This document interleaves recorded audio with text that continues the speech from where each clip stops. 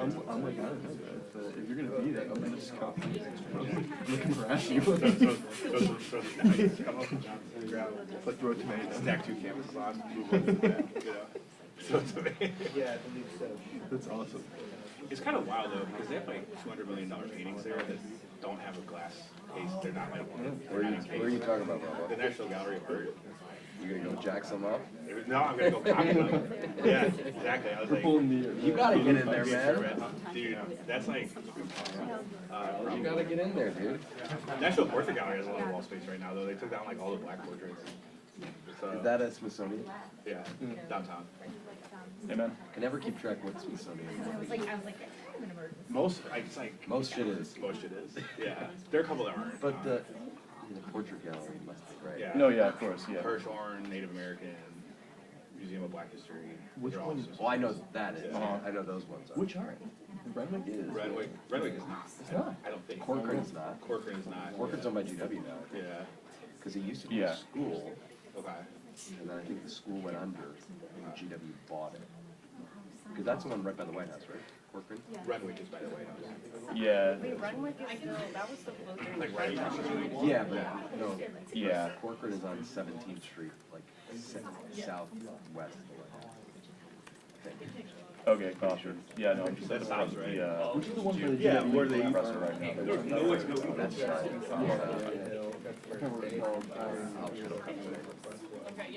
I'll feel it out. You've been to the one that dude owns out in Maryland, that's like, Yeah. Dude, that's like appointment only. Is it? And it takes like months to get an appointment. But apparently it's sick. I don't remember. Yeah. Who was telling me about I it? know who owns it. Okay, cool. No, I appreciate the Joe insight. Perticone was telling me about it. All right, talk soon. I All right, have, bye. Yeah. It's supposed to be awesome. it's like one of the best private art collections. No, but there's a program called Copyist Program at the National Gallery of Art where they'll give you like basically like a pass to just copy paintings. That's cool. Yeah, so Ben wrote my letter of recommendation along with Senators The Paulson absolute and artistic Cantwell. authority. Hey, Scotty. Good morning.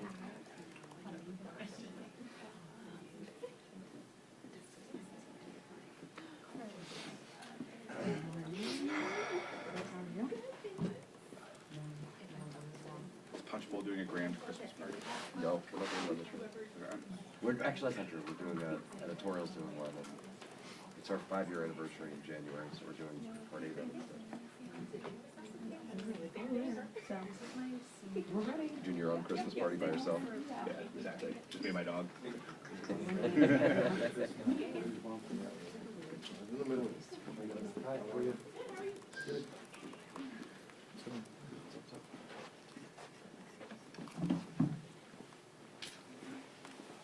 Morning. What's up, man? How you doing? Gotta rest first. We're just in the hallway. Yeah, but I'm lopsided too. Gosh, I know. There's at first I was like, I thought we were gonna be covering healthcare this morning, but then suddenly there was a desire for Hank Rubio, so Oh, good for you. So you went to a different we madhouse? went to a different madhouse, yeah. So now I'm here to see if he does think about healthcare, so I can take that back, and then go back to Hank Rubio. Right. I haven't seen you since Thanksgiving. How was it? It was good. I had 2 of them. 2 Thanksgivings. I did, yeah. We had Nice. family reunion and our own little regular Thanksgiving. Oh, that's fantastic. Yeah. How about you? 2 Thanksgivings. Yeah. Yeah, we had the family one, and then my girlfriend's Thanksgiving. We couldn't coordinate, so I just went up and saw her for that one. Oh, that's nice. Yeah, it was cool. And now I'm just counting down the days for Christmas because I'm officially in the holiday slump. Bill, is this your first speaker briefing? Second, all right. I was gonna welcome First, you. right? My 4,000. I mean, it's everybody. It's the How many for you? It's us. Oh, It's yeah. the relationship. Don't It's depress actually me. my mother. Like, I Do you have people who are you with you, or- No, Yeah. just the speaker. The problem solvers. I know where the RSC meets. Yeah. They're supposed to be today. In the basement by by where they usually do it, or is that The fact they that usually she's meet by? doing so much damage control is curious. I remember going down to the basement one time for a promo, so I was talking to somebody, but I don't know if that's still the case. Tends to be I do remember that, but it was like weird. It's in like that back door, so if you're walking down to And also, what is a post well? to the regular room that you guys were staying in, HC5, and instead of making that right to go that ramp, You know, it's funny, there's like that other. there was a short window of time when Ryan's daughter and my daughter were on the same. Yeah, I thought that's where I'm at. I could be wrong, and it's like a year ago, so I don't know. This was right after, it was before Congress was inaugurated, so it was this time last year. And, he and I got talking, I met him for a long time. They don't, no. I was like, so, you know, Still tongue tension is what about about that. tight shit? That's right. Gosh.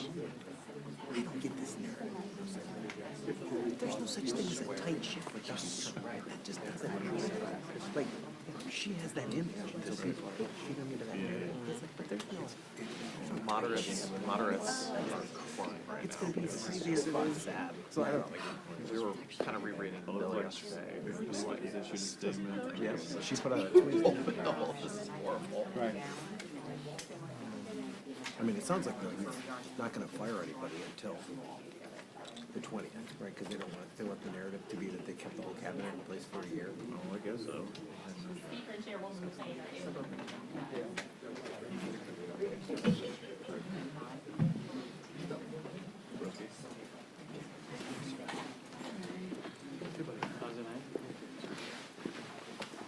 Jay, good morning.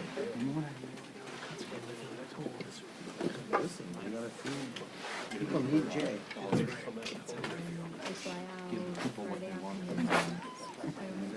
At least that's how my mother says it. You gonna be home back? No, I'm just like around here. It's like I went back with my dog last year, and it became like a fiasco trying to get it to be cool. Yeah. Was it just like, travel, like weather or whatever? It was just a dog. Oh, it was just a dog. Yeah. My dog's like ancient. No. And I was like, I bought a seat. Oh, happy birthday, for her. Put her in the seat. We're just celebrating on the way there. Nobody cared. And then on the way back, I was just like, No, I give, Wait, how old are you? you're gonna like it. Actually, you were who I had in mind. I'm 51. 51. What? I thought you were thinking about Bakersfield. Crazy, man. Yeah. Actions everywhere. I'm gonna get that. Fantastic. So you got a lot of work top still. Some of them are still in the booth. I still eat them every now and again. We only realized late last week that they were two tiers. Most it's because it's my second trip. There's a top layer and a bottom. It's the same chocolate. They're all new. And the National Gallery of Art is Cleared out the first layer. It's like Ali and I discovered for the second layer. 100 years old. That's 2 years ago. No, That's right. It hasn't been good for my health, but it's been great. however, I think that my favorite might have to be Portuguese. That's right. What do you think? I guess 2 of the 5 floors, because they have that double. Yeah, they have the Yeah. top 3, that's like a combo situation. Yeah. But 2 of them are blank right now because they're reshuffling the paintings. But you know that top one where like Muhammad Ali is and like Ella versus Jay, it's like completely bare right now. Yeah. So hopefully they put up some new stuff in the new year. Like, you mean like the study area and then the 2 floors above it? Did they have stuff up there? They had some stuff up there. I mean, there were some, there were some spots that didn't have paintings. She calls bands the heir apparent. Like, you know, in those little hollow facade things, you know, that they have that he was. But then I found like all the I feel like sculptures Boat would for love the being very on the first right time. I've never seen Yeah. And so like got through the rows of sculptures and I was like, this is And Musk is open. That's not an insult. I feel like those are harder to move.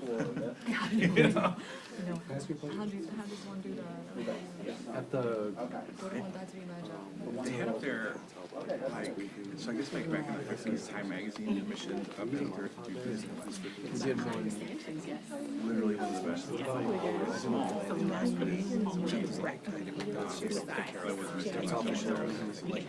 right before the Senate vote. Yeah. I'm gonna actually gonna do one. Oh, interesting. So that they can, it was that way. Yeah, it's smart. I haven't been there for like 30 days. How you doing? It's, they like start the day with like a big dishes, they go into this big countries. But yeah, no, they have some cool ones there. It's a good space. Character, 30 seconds. we go to that top room where like this kinetic is and stuff like that. We're like laying down. I have you on There's a whole theme of the shutdown, so it's like.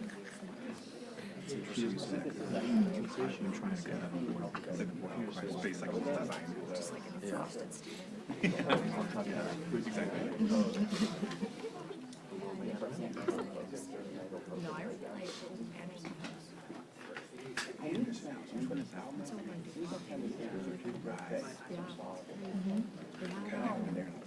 Yeah. It's not free, but like after 4 p.m. you do $5 tickets. Okay. And so that's when I always go. What's gonna be closed?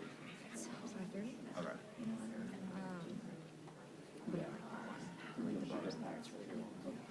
I finally went to the National Women's Museum, and I don't, it's okay.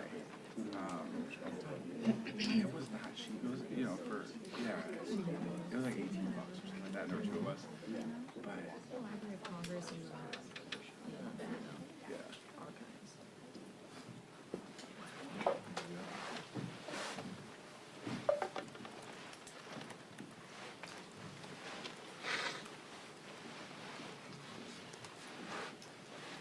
Well, good morning, everybody. Merry Christmas, Happy Hanukkah.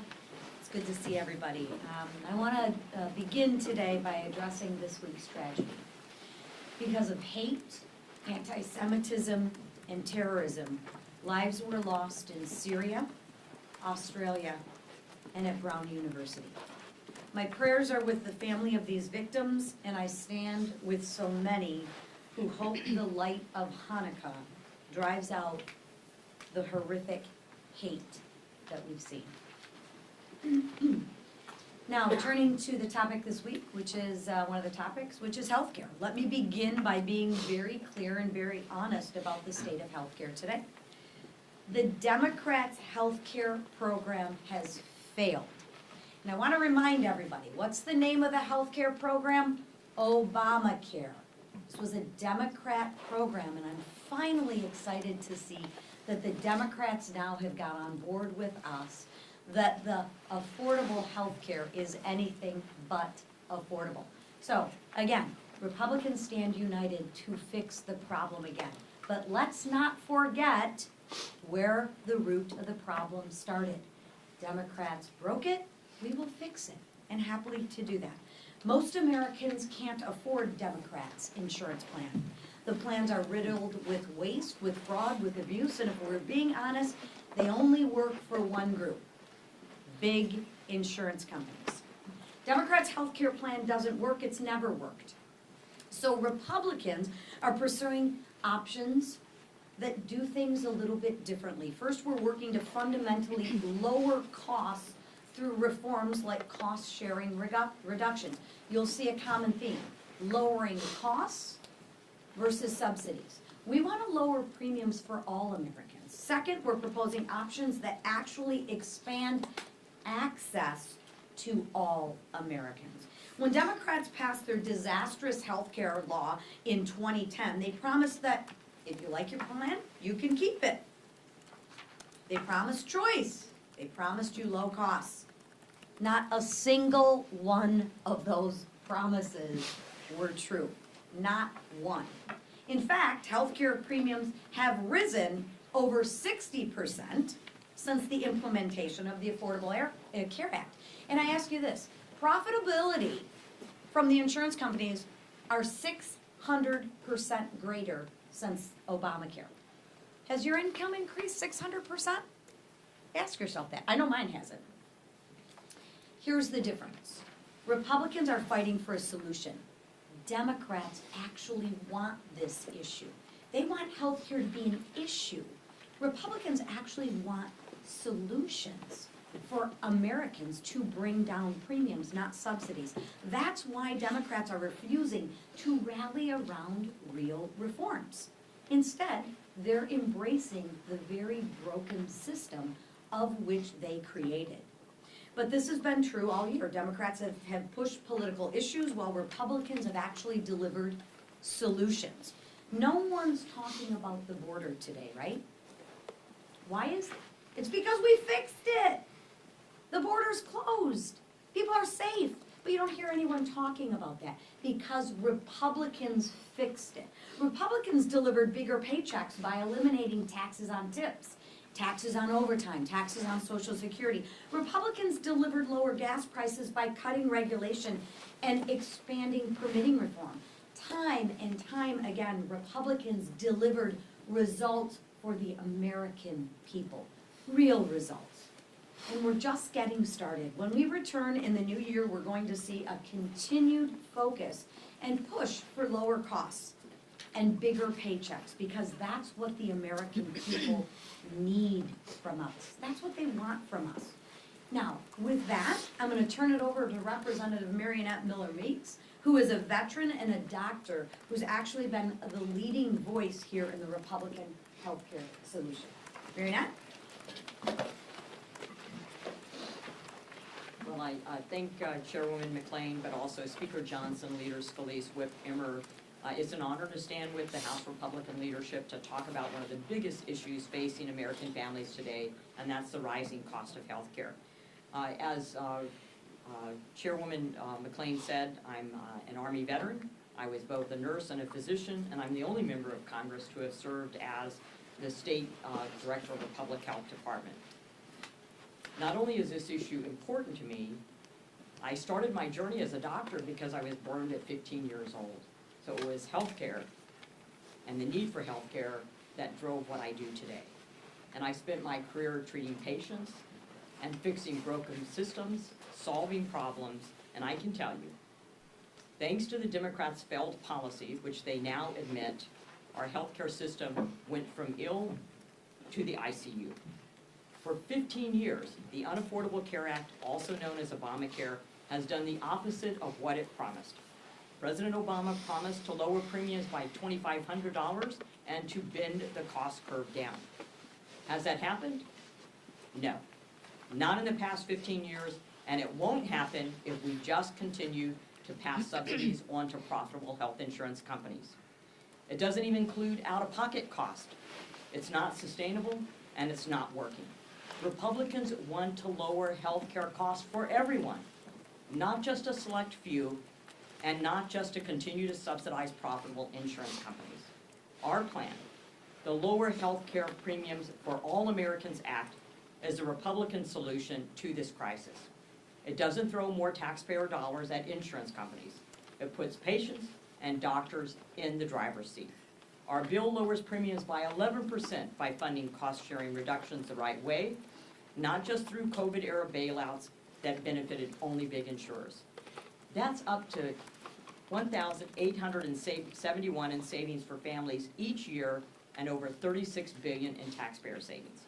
We're delivering real PBM reform to stop middlemen from inflating drug prices. Even in my own state, my PBM transparency bill that passed in 2019 when I was a state senator, one of our counties reported that they saved $80,000 last year through their transparency alone.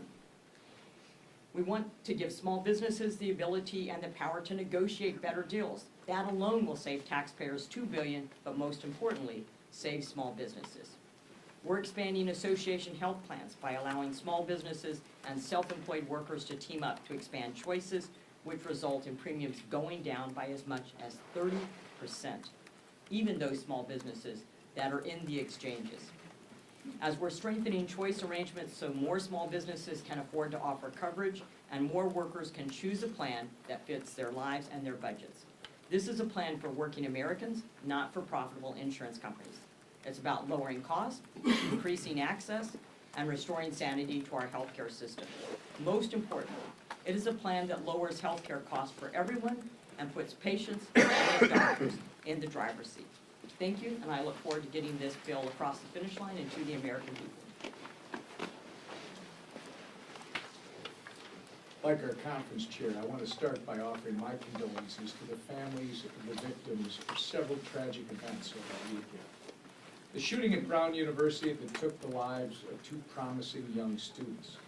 The vicious ISIS attack on our service members in Syria that claimed 3 American lives. And finally, the horrific anti-Semitic terrorist attack in Australia that killed 15 innocent people at a Hanukkah celebration. Our hearts are heavy as we grieve the evil that was put on display this past weekend, and we continue to pray for the full recovery of those injured and for the comfort of the families whose lives are now forever changed. Now, turning our attention to the House Republican agenda. This year, Republicans delivered one of the most consequential pieces of legislation in our lifetime. The Working Families Tax Cut Act, passed by the House Republicans and signed into law by President Trump, achieved historic America First victories, such as no tax on tips, no tax on overtime, tax relief for seniors, an increased child tax credit, and Trump savings accounts for newborn children. 2026 is gearing up to be the year of deeper pocketbooks and lower costs for the American people.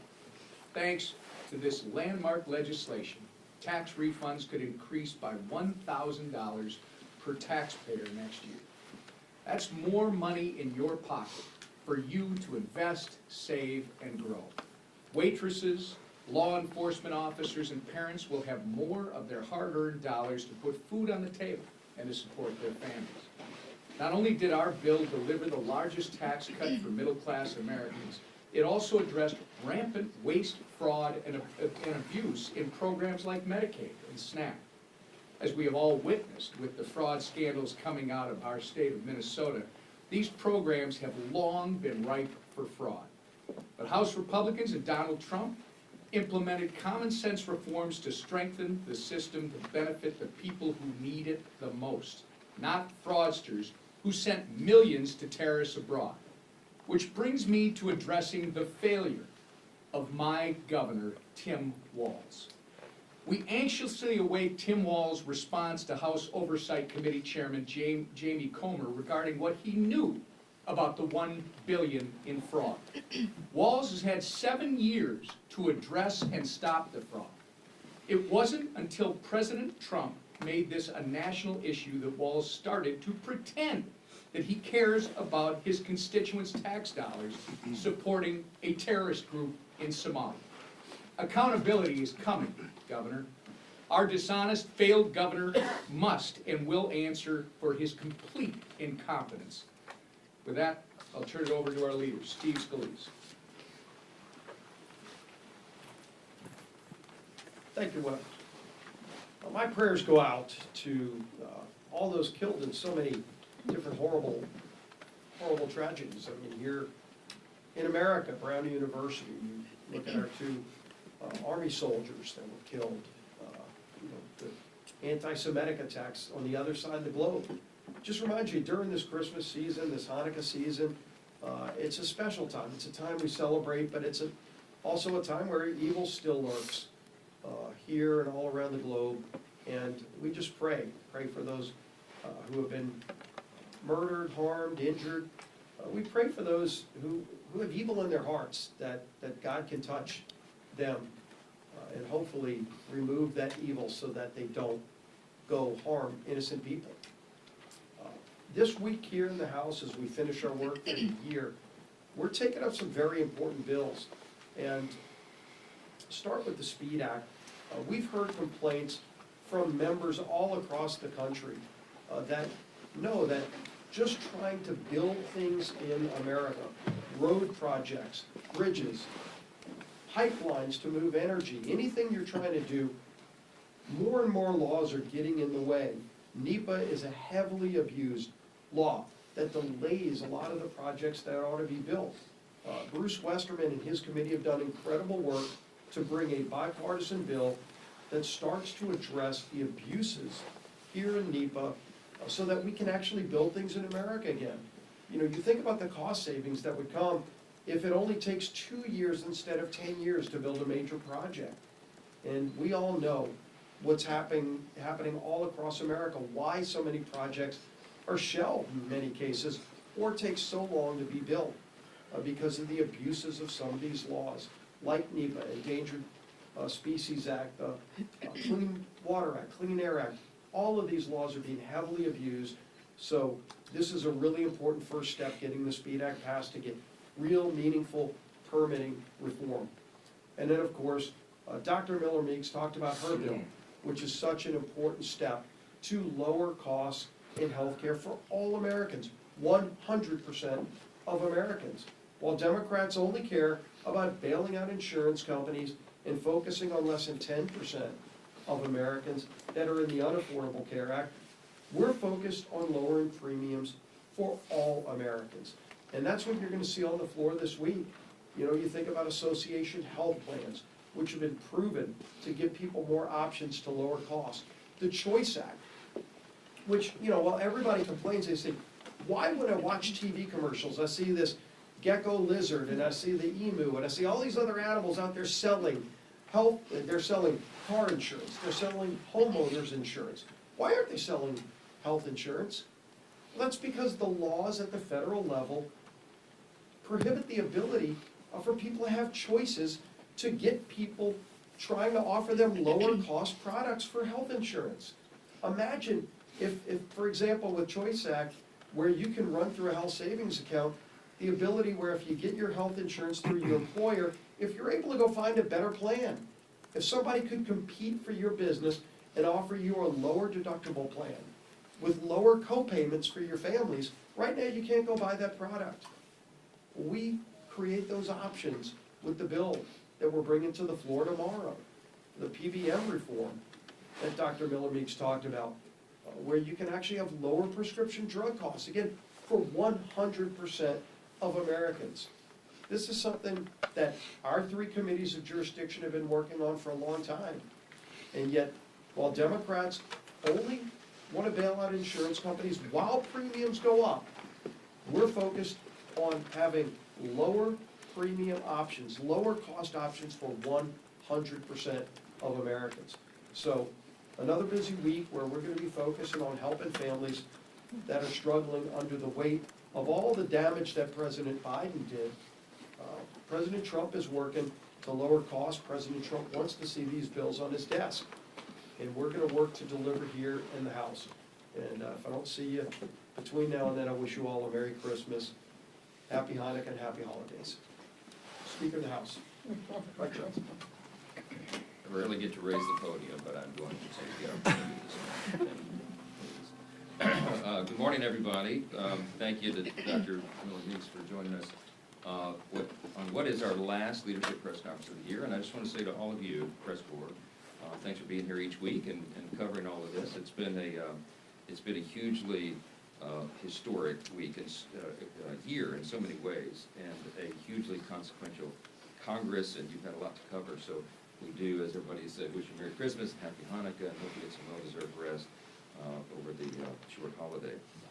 Since Congress reopened, following the end of the Democrat shutdown, the longest in American history, Republicans have passed, since we came back, 41 pieces of legislation, and of course, as you've heard this morning, we're set to pass even more. Chief among them is the Lower Healthcare Premiums for All Americans Act.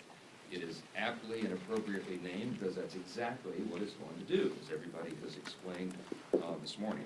If you recall, Democrats shut the government down and kept it closed for 43 days so that Chuck Schumer could get political cover from the grassroots of his party.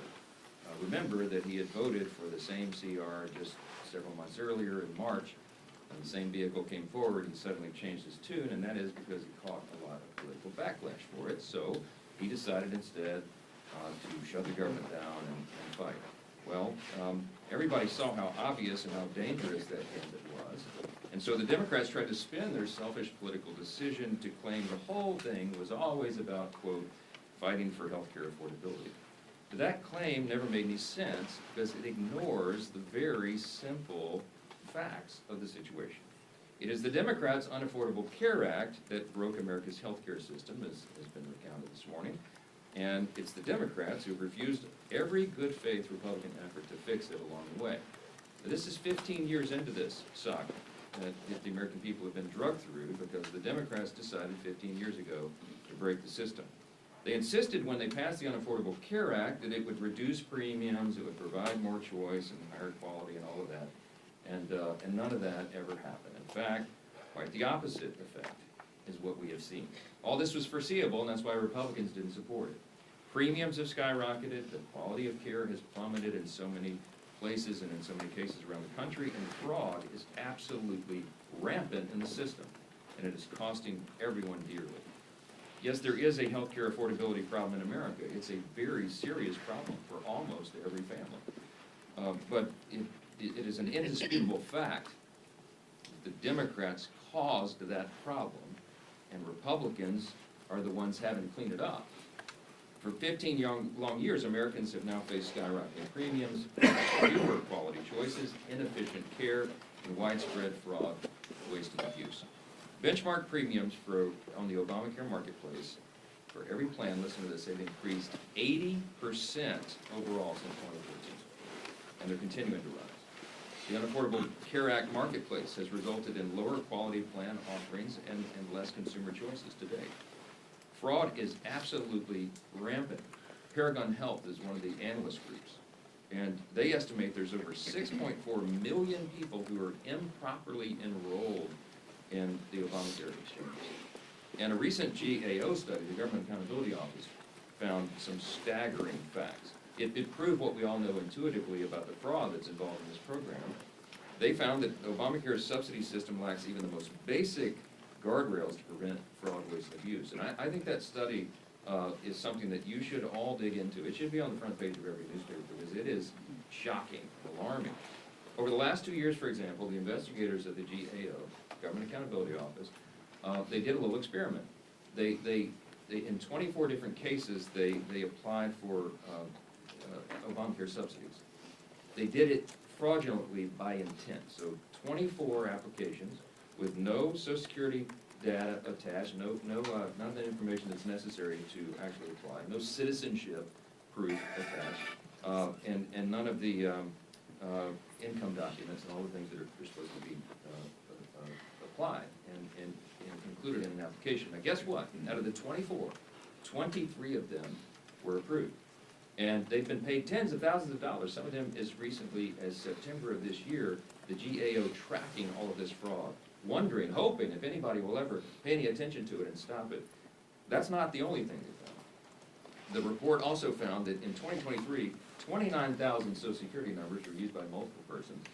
In 2024, 68,000 Social Security numbers used by multiple people to bilk the system, to defraud the system, and to take dollars to themselves. You had, in one case, there was over 120 individuals using the same Social Security number to get these benefits, and it was never stopped. The GAO also found that more than $94 million last year alone was sent to insurers on behalf of people who are already deceased. It's a serious, serious problem in the system. It's why the costs are so high, and this is the system that Democrats in Congress want to extend without any reform. We just can't have that. The Washington Post summarized all this best in one simple sentence. They said, quote, "The real problem is that the Affordable Care Act was never actually affordable." That's the problem. America's healthcare system should be the envy of the world. Instead, it's the most expensive in the world, and the American people are not getting any healthier because of all this madness. A new Gallup poll released yesterday found that 70% of Americans have a negative outlook on our healthcare system for all the obvious reasons.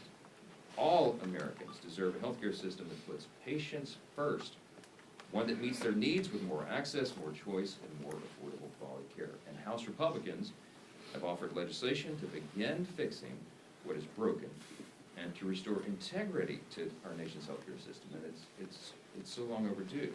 The lower healthcare premiums for all Americans Act, which will be on the floor tomorrow, is the first big step in that regard. As has been noted by Dr. Miller Meeks and the other leaders here, it offers common sense solutions to lower premium costs for everybody, all Americans. It expands access to quality care, it provides every American with more options and flexibility to choose coverage that works for them, and it brings greater transparency to America's healthcare system. And here's how. The bill has 5 key reforms. I'll just reiterate some of this real quickly. It reduces premium costs through cost-sharing reduction payments, brings pharmacy benefit manager transparency, and removes the hidden costs of prescription drugs. It allows small business owners and independent workers to form association health plans. It provides more choice for employees to customize their health care plans, and it protects small businesses from costly regulatory overreach. According to the latest CBO projection, Republicans' cost-sharing reduction payments, just that provision alone would reduce premiums by at least 11% and will save taxpayers tens of billions of dollars, about $30 billion. Contrast this with the Democrats' proposal. Now, what is their proposal? The Democrats' subsidy proposal would only lower premiums for a small subset of people. Now, think of this. Just 7% of Americans would benefit. When they passed the COVID-era enhanced subsidy, enhanced premium tax credit, okay, it would only affect, and only did affect, 7% of the American people. If it was extended today, if their gambit was done, and without any reforms, and they expanded it for 3 years, which is what they tried to do in the Senate, and they failed last week, and what they would try to do in the House, if allowed, that would only reduce, for the 7% of Americans, it would only reduce their cost by 5.7%. Okay, this is not some solution to the problem. It's just adding more money, it's further subsidizing a broken system, and the subsidies go to insurance companies. They're not trying to solve the cost problem. They're trying to hide that. And it's not the way to fix it. It would also, by the way, cost taxpayers, if the subsidy was extended, would cost American taxpayers $350 billion over the next 10 years. Again, the proposal doesn't lower healthcare costs in any way. It only hides the true cost of a failed law. I'll remind you, CSR payments are not a new idea. In fact, in 2017, the thing that we're going to put on the floor tomorrow, a big part of that, 196 House Democrats, many of them still in Congress, wrote a letter in support of that very idea. Exactly what the Republican bill this week will accomplish. Now, they won't tell you that this week. I'm certain they're all going to vote against it. Why? As was said here many times this morning, they do not want a solution. Democrats do not want a solution. They want an issue in the upcoming election. And they think that the media will go along with this and that people will buy it. That, oh, their heroic effort to extend this COVID-era subsidy that they themselves created and that they themselves put the expiration date on at the end of this year, they're going to try to convince you that that's all healthcare wrapped into that. Remember, it only affects 7% of Americans. It would only reduce their cost by less than 6%. Democrats also had a chance to support our provision in the working families tax cut. The House Democrats voted against it, and the Senate Democrats stripped it out. That cost-sharing reduction reduced everybody's premiums by almost 12%. And the Democrats fought to take it out. This is something that we're going to do this week. The Lower Healthcare Premiums for All Americans Act. It's going to accomplish exactly what the title says. If it becomes law, premiums will decrease, access will increase, and every American will have more options and flexibility to choose the coverage that works best for them. It's called the free market, and we're the ones that advance those ideas. More options, lower costs. That's what the American people demand and deserve, and it is only the Republican Party that is presenting any ideas to do that. The Democrats want to keep subsidizing the broken system. We're fighting for that, and we will. I'll just close with this. In 2025, as I said, was a marquee, a landmark year. I want to remind you all there's something noticeably absent from our end-of-year duties here. Normally, or at least in the past before I became speaker, we would all be here with so much angst and drama and everything about the dreaded end-of-year Christmas omnibus spending package. You have not been able to write about that for now the third year, because we broke the fever. We both broke the Christmas omnibus fever, and we're getting back to stewardship and regular order, and we're very proud of that. The third consecutive year, we've avoided that terrible congressional Christmas tradition, and we're getting everything working here again. Fixing the appropriations process has been a goal for me and this leadership team. It's been a goal for Chairman Cole and Appropriations and his leadership team, and we're well on the way to rebuilding that muscle memory. House Republicans have shown up every day and delivered real results for the American people, and we're going to continue to do so. We are excited about the years ahead. We look back now on what we've done all this year. We obviously passed the Working Families Tax Cut, the big beautiful bill, the most significant piece of legislation that Congress has considered in my lifetime. Stephen Miller had a quote that summarized it pretty well. He said, quote, "Each and every one of the individual titles in that bill will be considered one of the greatest achievements in the history of the conservative movement." They are conservative policies, but they benefit every American, and everyone will be seeing and feeling the effects of that in the first and second quarter of next year when all that becomes implemented. Here's, by way of reminder, real quick, the legislation included the largest tax cut in American history, permanent extension of the reduced estate tax, Medicaid program reforms, expansion of SNAP work requirements, increased border enforcement and funding, No tax on tips, no tax on overtime, increased standard deduction for seniors, tax-free savings accounts for every child born in America, business tax provisions to incentivize investment and innovation and broaden the pathway out of poverty for more people. Wages will be increasing and costs will be going down. Many of these landmark provisions are set for implementation in the first, second quarter, as I said, and all boats will begin to rise. Just last week, Treasury Secretary Scott Bessent predicted 100 to 150 billion in new tax refunds, between 1,000 and 2,000 per household. And most of the estimates say that the average American household will have their take-home pay increased by at least $10,000. These are real, tangible benefits that this bill is going to offer to tens of millions of American families, and we're excited about what's ahead.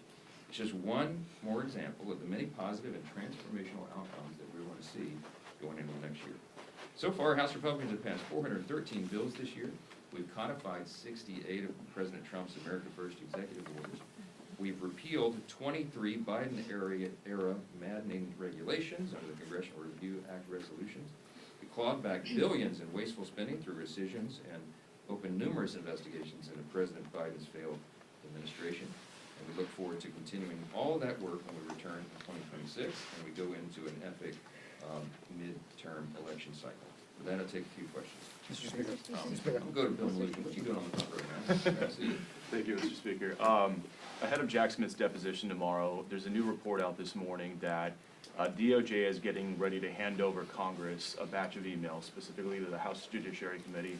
And in those emails, they allege, it says that the FBI warned the Biden DOJ that there wasn't probable cause to raid Mar-a-Lago. Are you aware of this? Are you expecting to get these emails later today? What's your response? I've heard as much as you just reported there, and I have not had an opportunity to review any of that yet. But it would verify and I think affirm much of what we understood from the very beginning. As you all know, I used to serve on the House Judiciary Committee before I was made Speaker in October of '23, and we spent a lot of time uncovering just the complete and total weaponization of the Department of Justice under the Biden administration. They used it to go after political enemies, and chief among them was, of course, Donald J. Trump. And they abused the system, and to me, the great harm of it all was that they really eroded the people's faith in our system of justice itself. I mean, that's the most dangerous thing. If people don't believe that our justice system is actually equal justice under law, that Lady Justice is actually still wearing the blindfold, that everybody gets the same treatment under the law, it's a really serious challenge for a constitutional republic. And so this is some shocking revelations to a lot of people. It's not to us. We knew, we understood that this was happening the whole time. The evidence, I think, and I expect, will verify all of that. And there's going to have to be appropriate accountability. I mean, accountability is key. It's important. Because if you're going to restore the people's faith in the justice system, you have to show them that there are serious consequences for people like Jack Smith, who abuses that system. We have to ensure it doesn't happen again, and we'll see how all that unfolds. And it's going to be a very, very interesting, important. Thank you, Mr. Leader. This morning, Congressman Mike Lawler said that it was political malpractice to not allow a vote on the ACA subsidy extension this week. What's your reaction to that? And will Republicans suffer any political blowback for not allowing something like that to come to the floor with moderates? Well, Mike Lawler is a very dear friend and close colleague of mine. Ironically, weekend before last, I was in New York, in his district on Long Island, and we were campaigning together, ensuring that he gets reelected. Mike Lawler fights hard for New York, as every Republican in this conference does for their districts.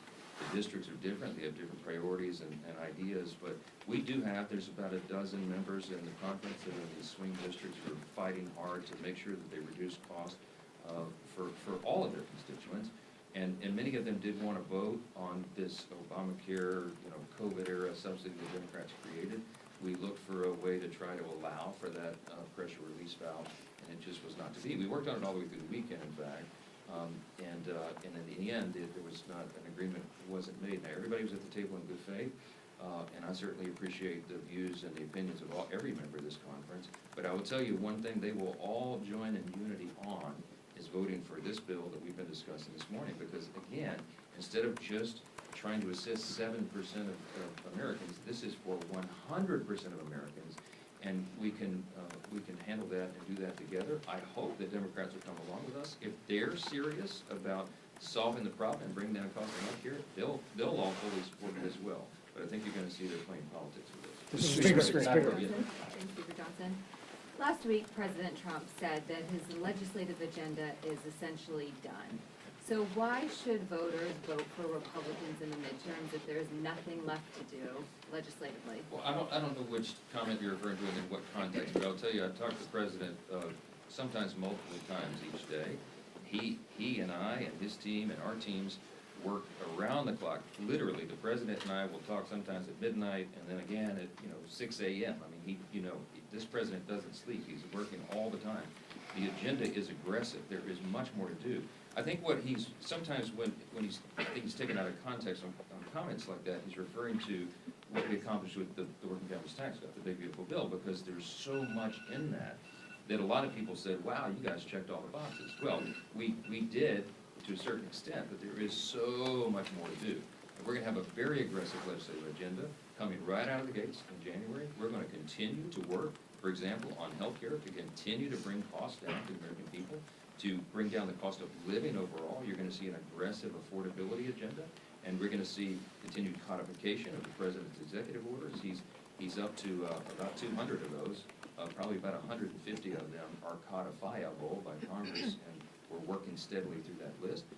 You're going to see us delivering for the American people while the effects of that giant piece of legislation that we did on July 4th, got signed on July 4th, comes into implementation. So much more yet to do. The president and I talk about that almost every day, and he's excited about it, and I am. Mr. Speaker, so there's a lot of Republicans who would still like to see health savings accounts set up as an alternative to the premium tax credit.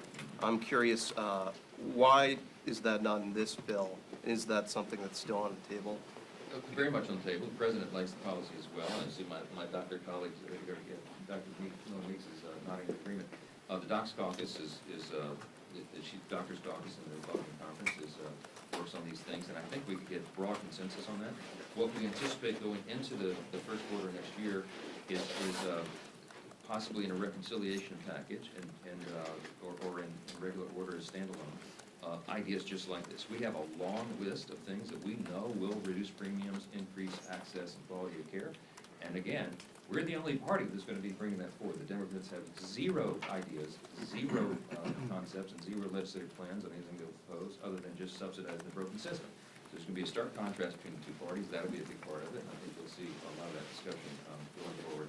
Yes, ma'am. Just to follow up on that, we are at the end of the year here. People have already enrolled in their health care plans. You guys were out for 2 months during the shutdown. Why has it taken until the end of the year to start addressing, putting to the floor these health care bills? And what is your message to those who are going to see their premiums rise next year anyway, because it seems unlikely that Congress is not going to be able to get something together by then? The healthcare bill on the floor tomorrow is right on time. There's always a good time to reduce premiums for healthcare. And remember, the Republican Party, since the Unaffordable Care Act became law 15 years ago, we have been working steadily, producing ideas, trying to address this. We tried to repeal and replace it, as you all know, in our ultimately failed attempt back in the first Trump administration in 2017.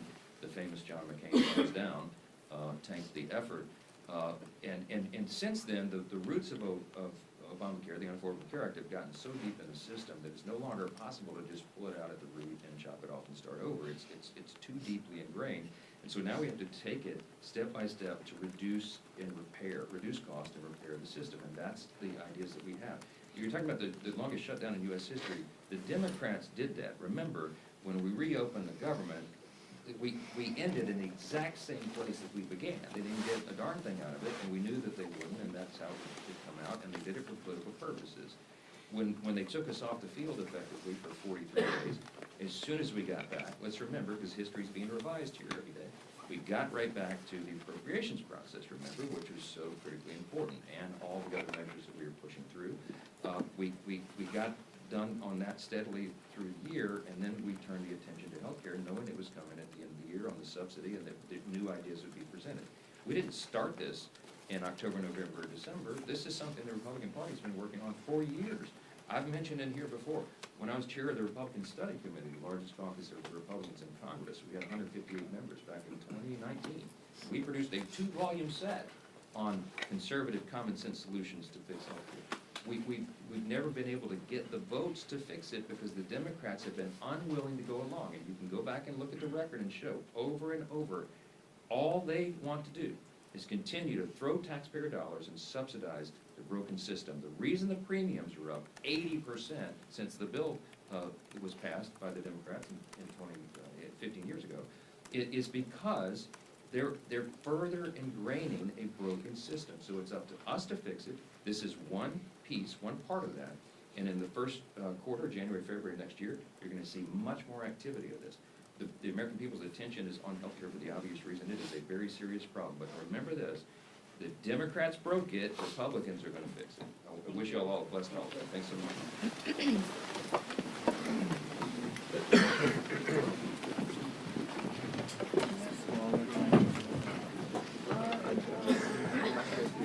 Got all that?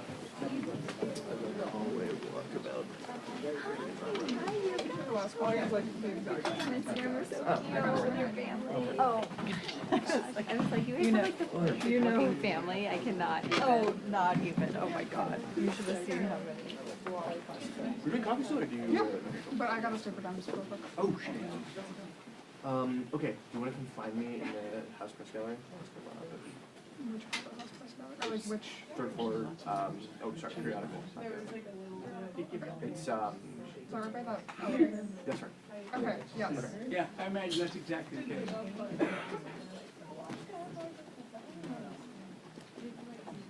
Yeah, again, I like had Yes. Sorry, I missed this one. Oh, it's great. Life changer. That's what happened. Angels will. Right.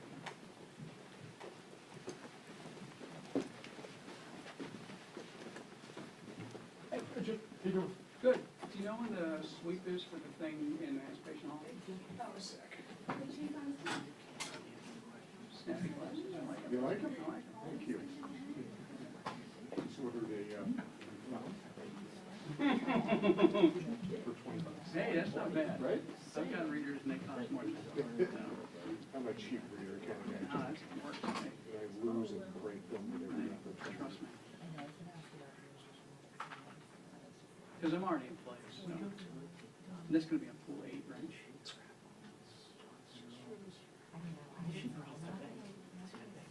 I'm sorry, so your question was? Sweep time for Anticipation.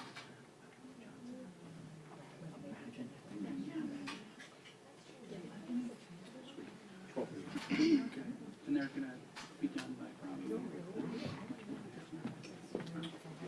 So, you want me to forward this to you? Just kind of a- Sure. red one? Yeah, I think somebody actually already said something.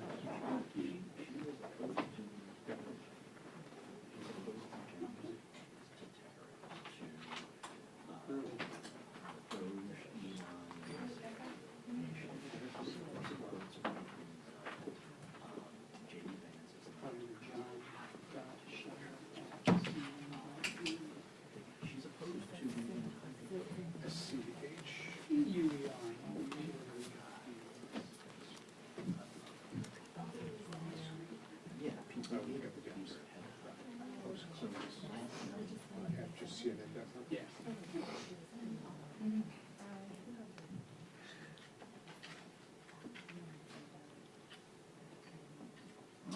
Cool. Feel what I'm saying? Very good. So. You here? No, I mean. done. With leadership. Well, with Congress, when they head out. Oh, no. We've got a few areas. We're scheduled to be here.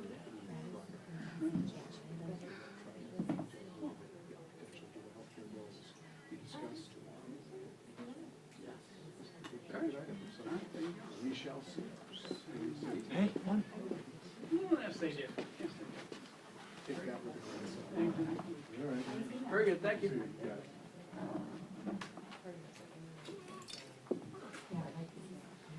Have one of your little No, sir.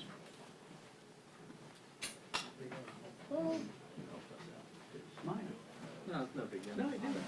Oh, Troubleshooting. Mariana. I told Liz last week that I would write this story.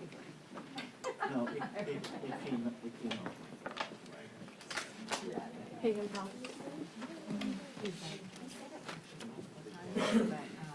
The question I wanted was the last one I got asked, so I was like, I just needed the longer sentence. Also said. Yeah, it was Right, the top of the sentence, we just got- Okay. Yeah. It's the morning when you need a Vanity Fair subscription, sort of like the, I already have one. Oh. I'm a faithful Vanity Oh, Fair I'm done with subscriber. that. I I broke up with them by the end of the party. was gonna say, after part two, I was like, I think I'm